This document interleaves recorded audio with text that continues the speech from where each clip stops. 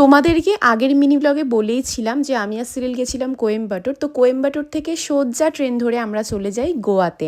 আর গোয়াতে এই নিয়ে আমরা সেকেন্ড টাইম গেছিলাম। গোয়া হচ্ছে এমনই একটা জায়গা, মানে তোমার একবার গেলে তো মনেই হবে যে বারবার যাই। তো আমরা গোয়াতে গিয়ে পৌঁছেছিলাম ভোর 5টার সময়। তারপরে হোমস্টেতে চেক ইন করে একটু রেস্ট নিয়ে নিয়েছিলাম। তো সেই দিনটা যেহেতু ফার্স্ট ডে ছিল, একটু টায়ার্ডও ছিলাম, তাই জন্য একটু লোকালেই ঘুরছিলাম।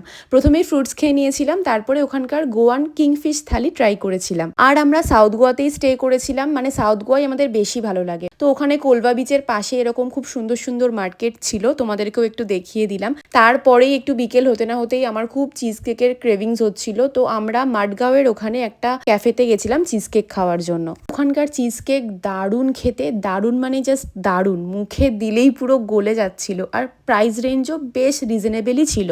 আর এই চকলেট পেস্ট্রিটা নিয়েছিলাম, এটাও দারুণ খেতে ছিল, ট্রাস্ট মি। যাই হোক, আমাদের হোমস্টের নিচে একটা মার্কেট ছিল, ওখান থেকে আমরা কিছু গ্রসারি শপিং করেছিলাম, কারণ আমরা হোমস্টেতে ভেবেছিলাম ব্রেকফাস্ট বা কিছু লাঞ্চ ফাঞ্চ করে পরের দিন বেরোবো।